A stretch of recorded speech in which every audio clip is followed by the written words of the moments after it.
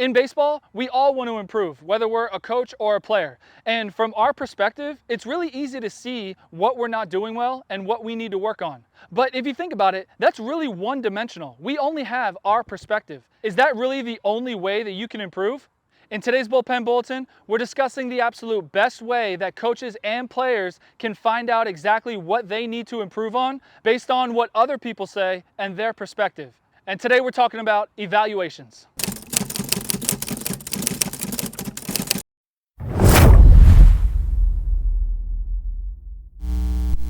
Hey team, I'm Coach Hart, this is Building Better Baseball, and this is the best place for baseball education. If this is your first video and we've never met, then I want to say welcome to the team. If we've already met before, then welcome back.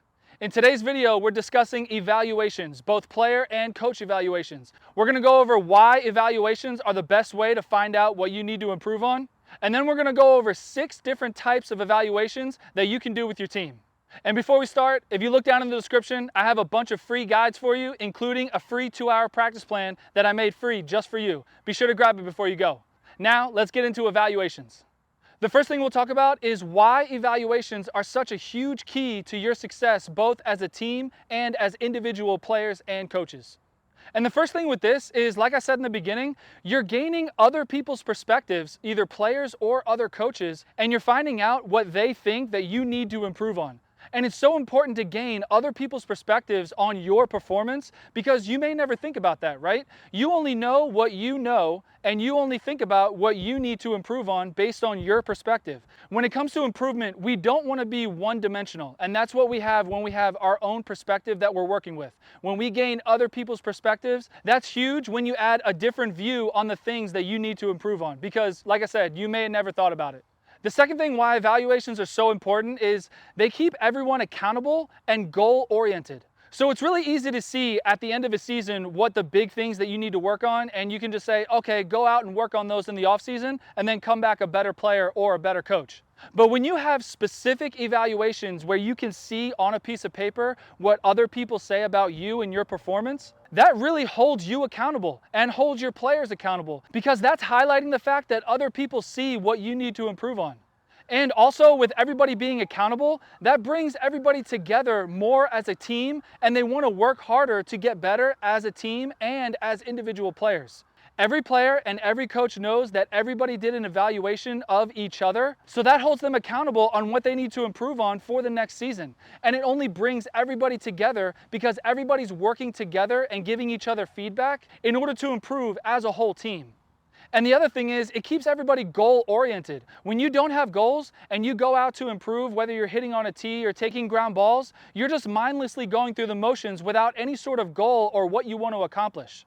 With these evaluations, it's easy to see right there on paper in front of your face what you need to work on, and you can set a goal based on those evaluations that other people have given to you.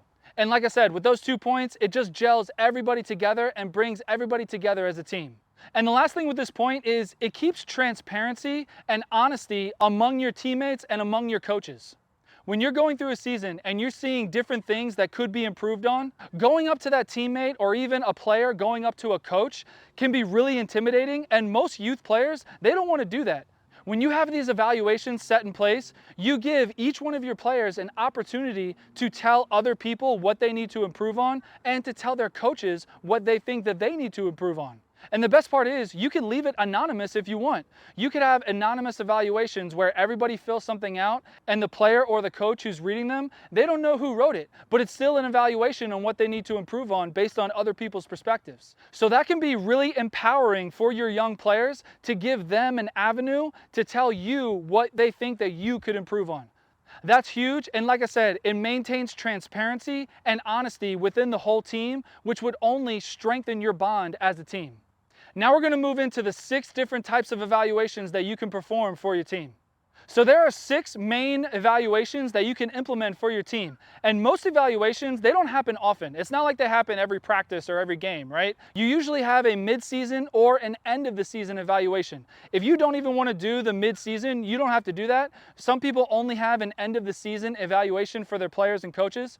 But what I do is usually in the middle of the season, I have an evaluation so that we can improve on those things before the season ends. And then at the end of the season, we have another end of the season evaluation so that everybody knows exactly what they can work on throughout the offseason. So the first 3 evaluations have to do with the coaches' evaluations. Now the first one is the coaches are going to evaluate each player individually. They're going to tell them what their strengths are, what they're doing well, and what they can continue to work on to do well and improve at that. But not only are you going to say their strengths, you're going to say their weaknesses too. You're going to evaluate their game and give them specific things to work on in the offseason so that they have an accurate idea on what exactly they need to work on in the offseason to improve as a player. The second evaluation is the coaches are going to evaluate the team as a whole. And when you evaluate the team as a whole, it's really focusing on situational baseball, such as like rundowns and first and thirds and bunt defenses and hitting behind the runner, situational hitting, things like that. You're going to tell the team what they've been doing well and what we're going to be focusing on for next season so we can grow as a team and improve. And the third one for coaches is the coaches are going to evaluate the other coaches on their staff. What are they doing well? What are they not doing well? What could they improve on? What are some additional jobs that you could have for the next season? You want to let the other coaches know what you think of their performance and how they could improve for the next season. And then there are 3 evaluations that the players are going to do. The first one is the players are going to evaluate themselves. They're going to fill out an evaluation sheet. What are my strengths? What did I do well? What are my weaknesses? What didn't I do well? And what could I improve on? They are going to give that back to the coaches, and then the coaches are going to review it, and they can make some pointers on it and then give it back to the players. So that's a great opportunity for the coaches to see where the player's mindset is at. What do the players think of themselves, and what do they think of their game? Because some players, they might have an unrealistic view of themselves and maybe think that they're a little better than they are. Or on the opposite side, they could have kind of a lower self-esteem where they said all of these weaknesses, and then the coach puts on, actually, no, you're really strong at this. You should keep that up. So like I said, this is a great way for the coaches to see where the player's mindset is at and what they think of themselves as a player. The second one for the players is the players are going to evaluate the coaches. They're going to say, your strengths are this, I really like how you do this, and I really like how you handle this, but your weaknesses are, I really didn't like how you responded to me in this situation. And this is a great way for the players to express how they feel about their coaching staff and how they think that they could get better. Because like I said, I don't think any youth player would actually go up to a coach and willingly tell them, hey, you're not doing this right. I think that you should do this better. This is a great opportunity for your players to evaluate you and let you know what they think of your performance. And the third one for the players is they're going to evaluate the team as a whole. What did they do well? What do they think that they could improve on? How do they fit in the team? They're going to evaluate the whole teams, and they're going to give it back to the coaches, and the coaches are going to see it. And that will give them a really good view on what their players think of their team as a whole and how they could improve. And I actually have one bonus evaluation that a lot of coaches probably won't do, but it's still an option if you would like. And the bonus evaluation involves the parents. You could have the parents evaluate the coaches and their performance. Like I said, this could be kind of a sensitive topic because I know the whole stigma around youth parents and baseball and coaches and everything like that. So if you don't want to do this, I completely understand, but this is an option if you want to get the parents' perspective on your performance as a coach. And a couple more things before we end this video. You want to keep your evaluation sheets catered to the age.